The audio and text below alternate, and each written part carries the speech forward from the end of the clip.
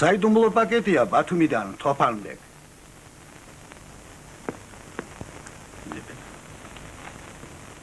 მეულოდია სამიძე გამოსულა ქედაში. გუბერნატორის წერილია. მაი არა, კაი საქმე თოფანბეგ. არა? ფილმი მევლუდი. ერთ-ერთი მთავარი გმირი თუფანბეგ შერვაშიძე. ამ ადამიანის შესახებ ცოტამ თუ იცის რეალური ისტორია.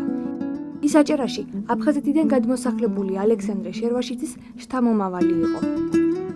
შერვაშიძეების ციხე-კოშკი ქედის რაიონში, სოფელ ოქტომბერში მდებარეობდა. მისი ნაშთები დღემდეა შემორჩენილი. სწორედ აქ გაიზარდა თუფანბეგ შერვაშიძე. ჩემს პატარობაში, როდესაც ელქი ბიჭი ვიყავი, ხშირად თამაშობდი აქა და აქ მინახავს ნაპრალი, რომელიც აქედან მდინარე აკავრეთაში ჩადიოდა კიბის საფეხურებით, გვირაბი.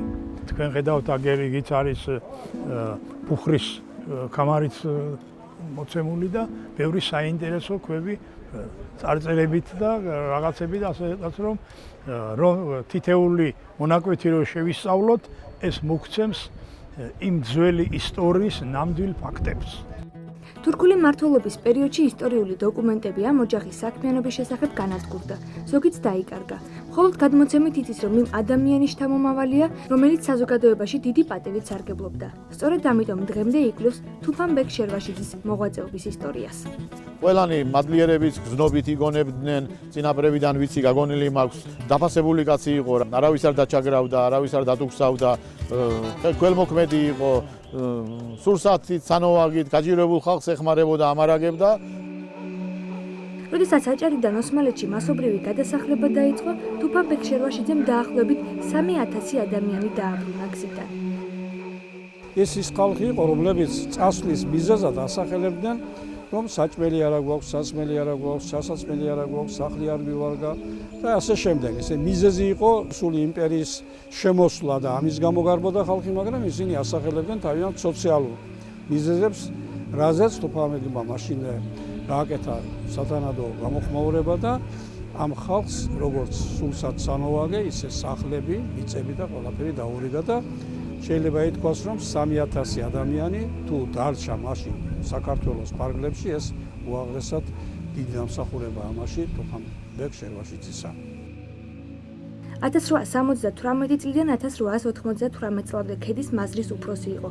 მიუხედავად ხელისუფლების სამსახურისა, მას ეროვნულობა არასოდეს დაუკარგავს.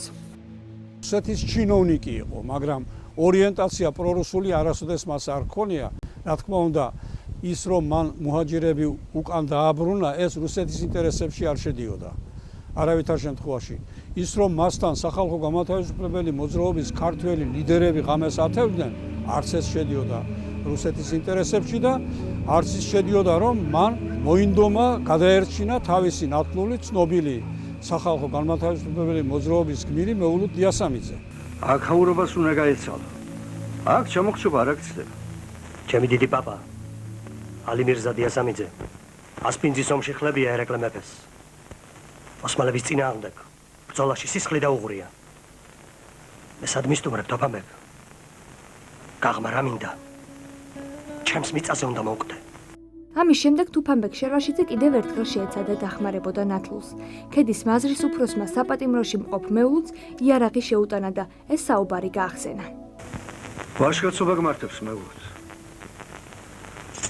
ცხენები დანგრეულ გალავანთან დაგელოდებიან. თოფანბეგ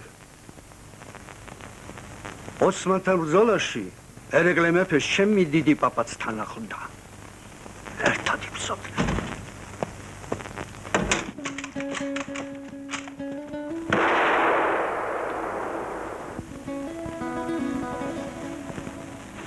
მეულუდის დახვრეტის შემდეგ ქედის მაზრის უფროსმა თანამდებობა დატოვა.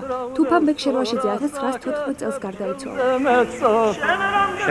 ზუსტად 97 წლის შემდეგ საზოგადო მოღვაწის უხდავსაყოფად მისმა შთამომავლობამ საფლავზე მემორიალური დაფა გახსნა.